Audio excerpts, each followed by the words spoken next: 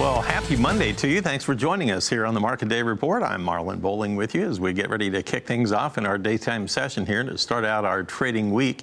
And as usual, we like to start out our work day every day by talking with Rich Nelson of Allendale Incorporated in McHenry, Illinois. We have him on the line right now. And Rich, as we get geared up here to open up our daytime session here on the grains, let's take a look at what some of the traders are going to be focusing on here as we get this ball rolling here this week. What's on your mind? You know, we do have a few things lined up. Of course, we could talk about these fund changes here we saw as far as Friday afternoon's report. Still talk about the coming Friday report from the USDA on both grain stocks as well as small grain summaries. And last two pieces of information, kind of looking at harvest weather being one issue. And last thing is, of course, the Brazilian weather situation there. So as far as funds, I think that'll be one main issue for us here for today's discussion. You know, you and I were talking right before we came on the air live here about the fact that, hey, something seems missing today. We did not see an overnight soybean export sale. That's only happened about once in the last 2 weeks or so. Certainly right, and this is certainly our key time of year to get some bean sales done. So you can probably argue people might be disappointed by the fact there wasn't a cargo or two sold overnight. Yeah. One thing we'll have to watch for is with today's lower trade, will the market stay down? You know, of interest, we saw 8 weeks in a row of selling on that commitment trade report for corn. However, for soybeans, 3 weeks in a row of buying. So whether this represents something new is certainly going to be a good change for us to discuss. Well, we did have a softer tone last night. Let's take a look at our overnight trade in the Globex market here. On the corn market, a little softer tone by about 1.5 pennies. On December, we're trading at $3.52 overnight, and March down 1.5 pennies. And if you look at the soybean trade here, well, the November contract down 5.5 per bushel, quoted at 9.78 3/4. January down 5.5 at 9.89 per bushel. And if you look at the wheat trade in Chicago wheat first, we had December down 2 1/4 cents, priced at 4.47 1/4 per bushel. If we move on to the Kansas City market, we have December down 4 at 4.46 1/4 per bushel. And in Minneapolis wheat, we have December showing the last trade overnight 6.34 1/4. That would be down 1/2 cent. Meanwhile, on the cotton, we had that new crop December contract just 1 point lower. It was trading at 68.45 cents per pound. Rich, a lot of rain forecast for the southern plains, right where a lot of that wheat is going in the ground. It should be near ideal conditions, some say. You know, certainly the key issue for us right now, a lot of people have been concerned about this weather situation here for quite some time. But like you mentioned, I think this will give these guys a little more confidence about putting in perhaps what many in the trade has suggested it might be a little more wheat than last year as far as the winter wheat planting. So we'll see if this does bring in a few extra acres or not. What about in the northern plains? They did receive some beneficial rains here lately. Now, they had a good chunk of their wheat acreage already planted in the northern Rockies and northern plains area there.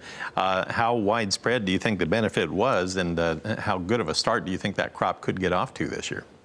Yeah, I think this will help them out a little bit here. And, you know, in terms of the trade's attention, we're probably not going to see anybody call this really any major problem of a crop so far.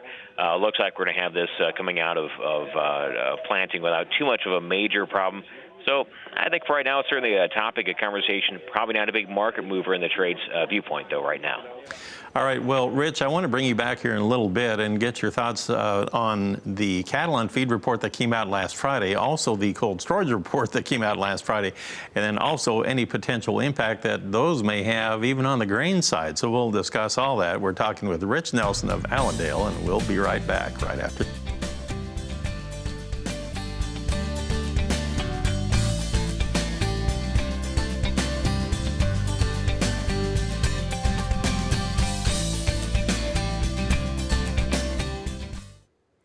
Well, thanks for joining us on a Monday, and very interesting to talk here with Rich Nelson of Allendale Incorporated in McHenry, Illinois. We're going to focus on the livestock side this time. And Rich, after the markets closed up on Friday, we had two sets of USDA reports that came out. They were both livestock related. We had the monthly cattle on feed report that came out. That'd be for the September numbers. And then we also had the cold storage report.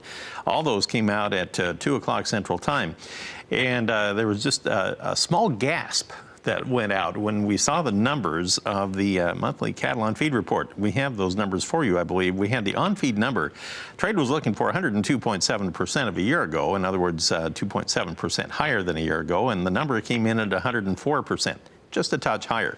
The big shocker was in the placements number. The trade was looking for 97.3, and the actual number came in at 103% of a year ago. So here again, a very bearish surprise by USDA. That's the second time in not very many months here that they have come out with a much higher number than expected in the placements. Marketings came in about as expected at 106%. Trade was looking for something close to that at 105.8. And then cold storage numbers did not necessarily look very supportive here to the beef side either. We'll get to them as well. We had the red meat 7% higher than a month ago. That's beef and pork combined. The beef number was 10% higher than a month ago. This is in the nation's freezers. That was unchanged from a year ago. The frozen pork was 4% higher than last month, down 5% from a year ago. Belly's up 8% from July, down 40% from last year. So let's focus on this beef side here first. Cattle on feed number, bearish. Frozen beef inventory in the nation's freezers, 10% higher than July, bearish.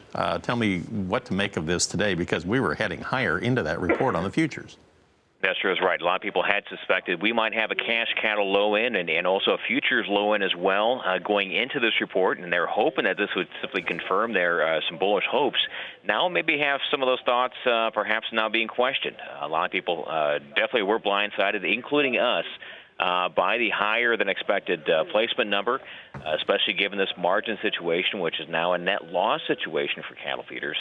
And heck, you throw in that cold storage report, like you mentioned, large increase in beef stocks, the largest August beef stock increase in 15 years.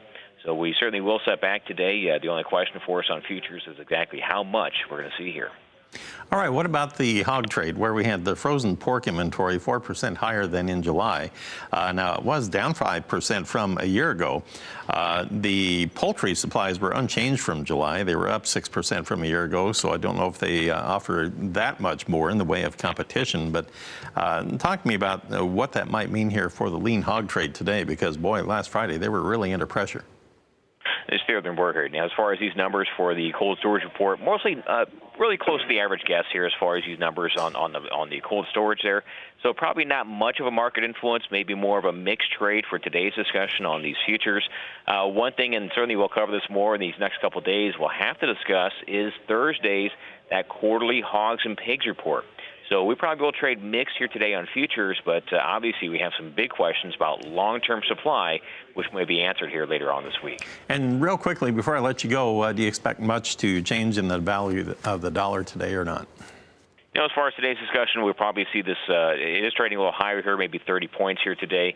I think that will continue throughout the trading session, maybe a small rebound continuing.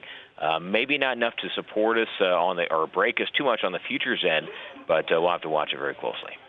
Rich, as always, great to visit with you. Thanks for helping us kick off the week. Rich Nelson of Allendale Incorporated in McHenry, Illinois. So there we go, Janet, setting the table. Everything's ready to go. A few moments, we'll see what Monday has in store. Yeah, I can't wait to see what the reaction is on the livestock futures today. Well, thank you very much, Marlon.